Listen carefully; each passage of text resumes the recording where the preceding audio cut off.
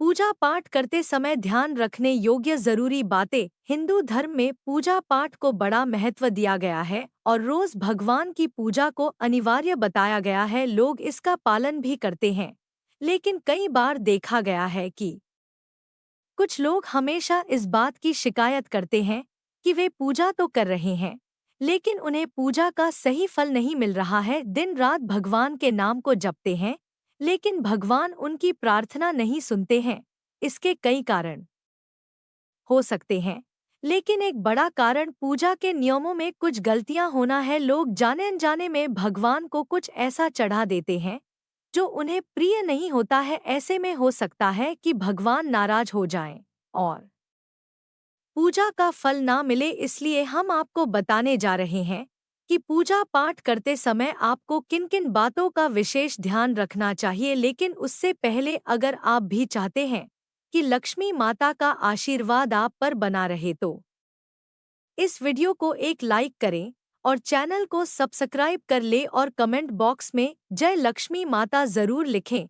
Number 1, किसी भी भगवान के पूजन में उनका आवाहन करना या आमंत्रित करना, ध्यान करना, आसन देना, स्नान करवाना, धूप दीप जलाना, अक्षत या चावल, कुमकुम, चंदन, पुष्प या फूल प्रसाद आदि अनिवार्य रूप से होना चाहिए। नंबर 2, पूजन में पान का पत्ता भी रखना चाहिए। ध्यान रखें, पान के पत्ते के साथ इलायची, लौंग, गुलकंद आदि भी चढ़ाना चाहिए। पूरा बना हुआ पान चढ़ाएंगे तो श्रेष्ठ रहेगा। नंबर 3, देवी देवताओं को हार, फूल, पत्तियां आदि अर्पित करने से पहले एक बार साफ पानी से अवश्य धो लेना चाहिए। नंबर 4, सभी प्रकार की पूजा में चावल विशेष रूप से चढ़ाए जाते हैं।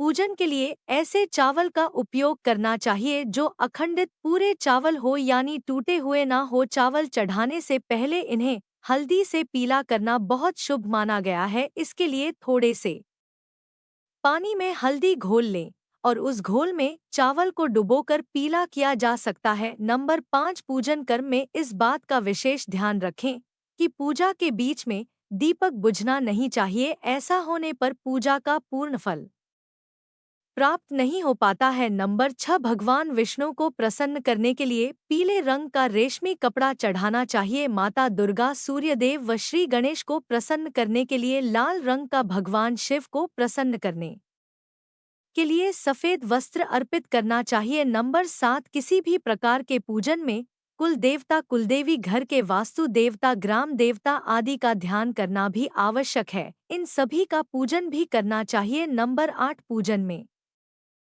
हम जिस आसन पर बैठते हैं उसे पैरों से इधर उधर खिसका नहीं चाहिए, आसन को हाथों से ही खिसका चाहिए। नंबर 9, यदि आप प्रतिदिन घी का एक दीपक भी घर में जलाएंगे तो घर के कई वास्तु दोष भी दूर हो जाएंगे। नंबर 10, सूर्य, गणेश, दुर्गा, शिव और विष्णु यह पंचदेव कहलाते हैं। इनकी पूजा सभी कार्यों में अनिवार्य रूप से की जानी चाहिए। प्रतिदिन पूजन करते समय इन पंचदेव का ध्यान करना चाहिए, इससे लक्ष्मी कृपा और समृद्धि प्राप्त होती है। नंबर 11, तुलसी के पत्तों को 11 दिनों तक बासी नहीं माना जाता है। इसकी पत्तियों पर हर रोज जल छिड़क कर पुण्य भगवान को अर्पित किया जा सकता है। तुलसी के पत्तों को बिना स्नान किए नहीं तोड़ना चाहिए। शास्त्रों के अनुसार यदि कोई व्यक्ति बिना स्नान किए ही तुलसी के पत्तों को तोड़ता है तो पूजन में ऐसे पत्ते भगवान द्वारा स्वीकार नहीं किए जाते हैं।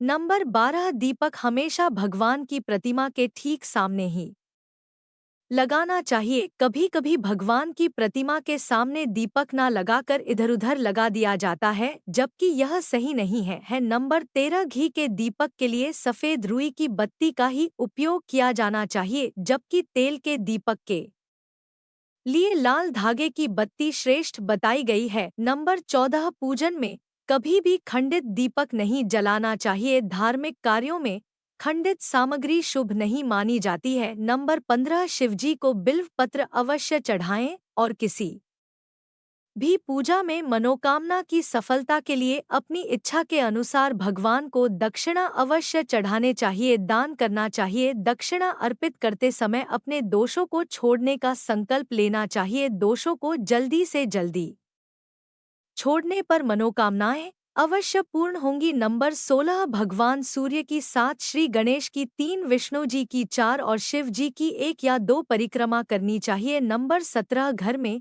या मंदिर में जब भी कोई विशेष पूजा करें तो अपने इष्टदेव के साथ ही स्वस्तिक कलश नवग्रह देवता पंच लोकपाल षोडश मात्र का सप्त मातृचय रूप से किया जाना चाहिए। इन सभी की पूरी जानकारी किसी ब्राह्मण पंडित से प्राप्त की जा सकती है। विशेष पूजन पंडित की मदद से ही करवानी चाहिए ताकि पूजा विधिवत हो सके। नंबर 18 घर में पूजन स्थल के ऊपर कोई कबाड़ या भारी चीज न रखें।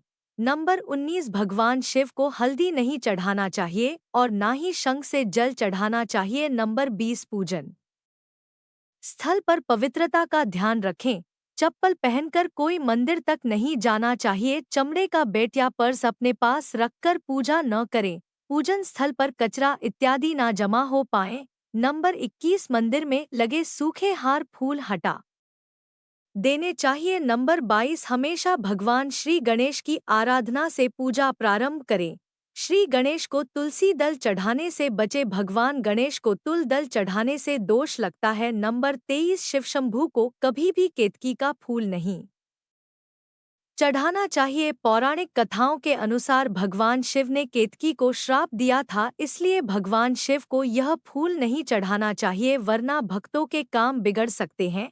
नंबर 24 भगवान की प्रतिमा को स्नान करवाते वक्त सिर्फ उंगलियों का प्रयोग करें। भगवान को स्नान करवाते समय कभी भी अंगूठे का इस्तेमाल नहीं करना चाहिए, ऐसा करने से भगवान अप्रसार में विपत्ति आती है। नंबर 25 दीपक को कभी भी जमीन पर रखकर प्रज्वलित ना करें, ऐसा करने से धन की बर्बादी होती है और घर में अशुभता आती है। नंबर 26 पूजा के वक्त अगरबत्ती का प्रयोग ना करें, ऐसा इसलिए क्योंकि इसे बांस की लकड़ियों के साथ बनाया जाता है और बांस की लकड़ियों का प्रयोग अंतिम संस्कार में किया जाता है, इसलिए इसे अशुभ माना गया है। नंबर 27 रविवार के दिन तुलसी के पत्ते तोड़ने से बचे। मान्यताओं के अनुसार रविवार के दिन तुलसी के पत्ते तोड़ने से भगवान विष्णु अप्रसन्न होते हैं।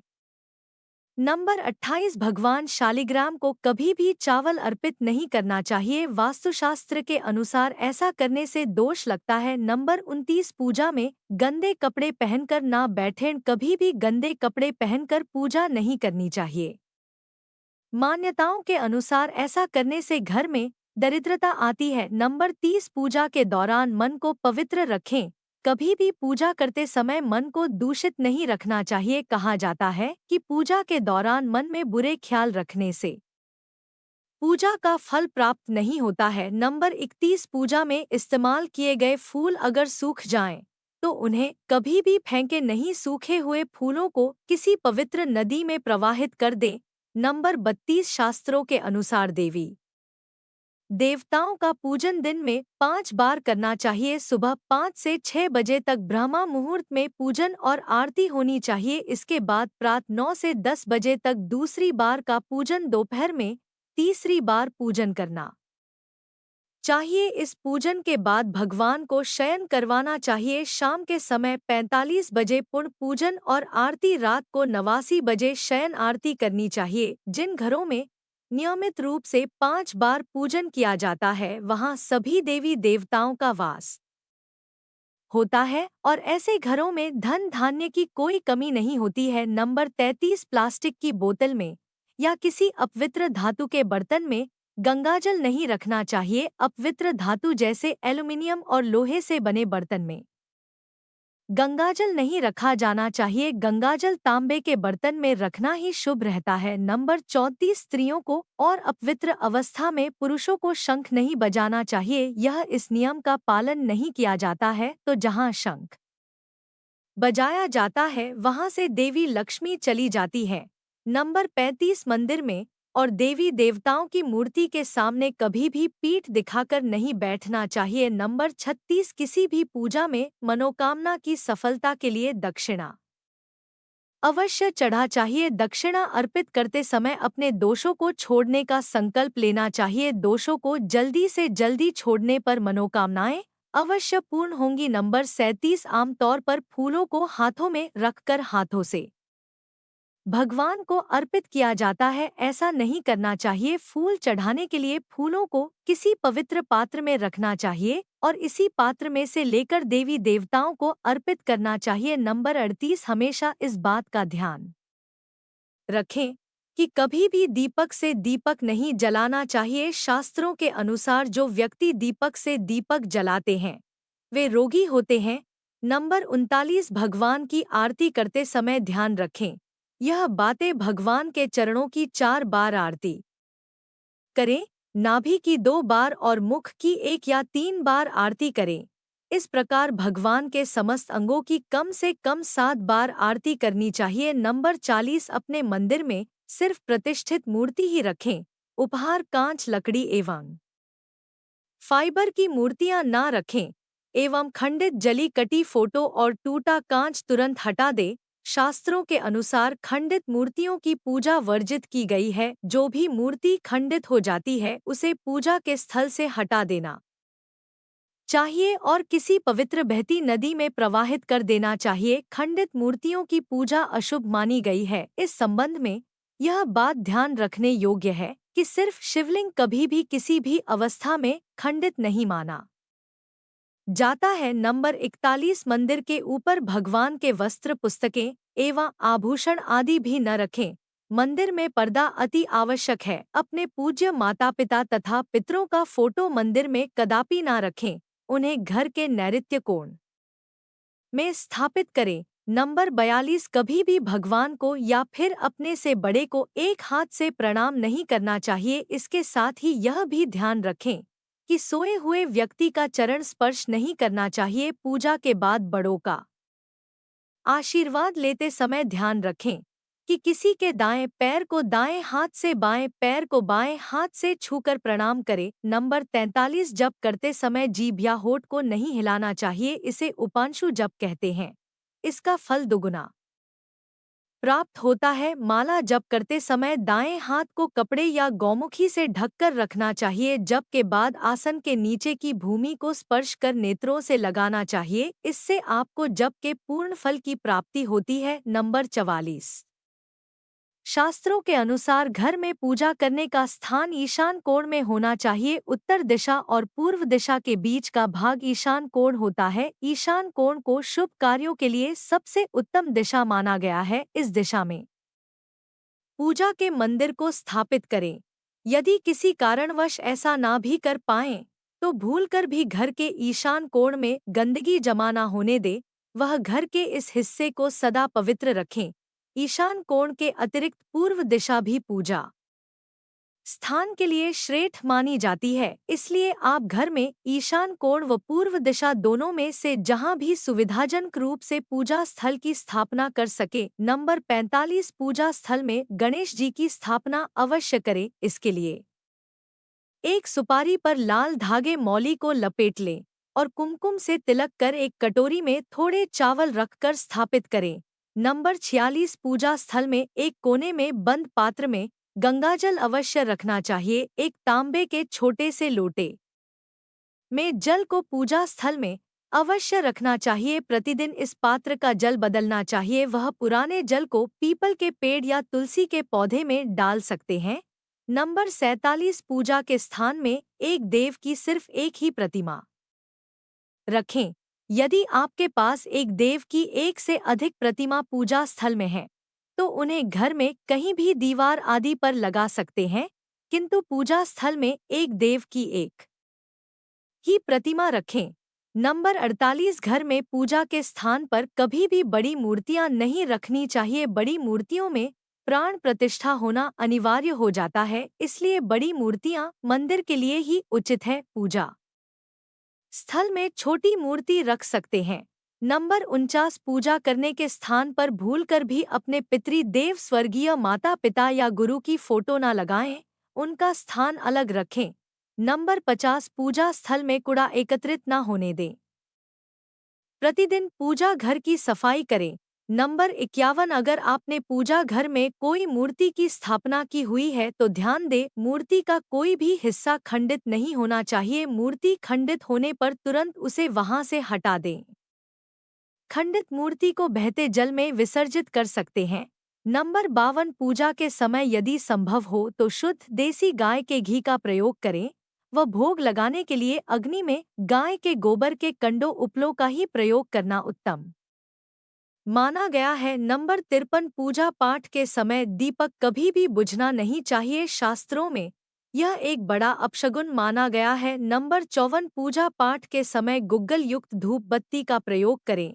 गुग्गल घर के वातावरण को डोट शुद्ध और घर से नकारात्मक ऊर्जा या बुरे दोष को दूर करती है। नंबर 55 रात्रि को सोते समय पूजा स्थल को लाल पर्दे द्वारा ढक दे व सुबह होने पर पर्दे को हटा दे। नंबर 56 पूजा करते समय भगवान को फूल चढ़ाना शुभ माना जाता है। कुछ फूल देवी देवताओं को विशेष रूप से प्रिय होते हैं और फूल चढ़ाते समय इस बात का ध्यान रखना चाहिए जैसे दुर्गा माँ को लाल और भगवान विष्णु को पीले रंग के ही फूल चढ़ाने चाहिए। पूजा में कभी भी बांसी फूल नहीं चढ़ाने चाहिए, यह अशुभ माना जाता है। नंबर 57 पूजा में इस्तेमाल कलश या जल के लोटे को हमेशा ईशान कोण में रखना चाहिए। दीपक और कलश को एक दूसरे के बिल्कुल पास कभी ना रखें वरना इसके दुष्प्रभाव झेलने पड़ते हैं।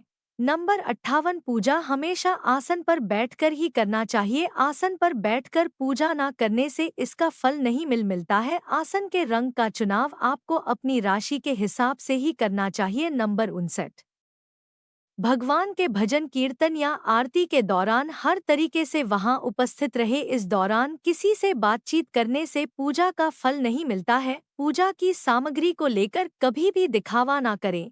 नंबर 60 आप पूजा किनकी करने जा रहे हैं उस हिसाब से आसन का चुनाव करें। पूजा शुरू करने से पहले देखें कि आसन किस चीज का है, किस रंग का है, क्योंकि अलग अलग रंग के आसन का अपना अलग महत्व है। कोशिश करें कि कंबल या ऊन से बने आसन का ही प्रयोग करें। धन की देवी माता लक्ष्मी, माँ दुर्गा और हनुमान जी की पूजा करने जा रहे हैं तो लाल रंग के आसन का प्रयोग करें।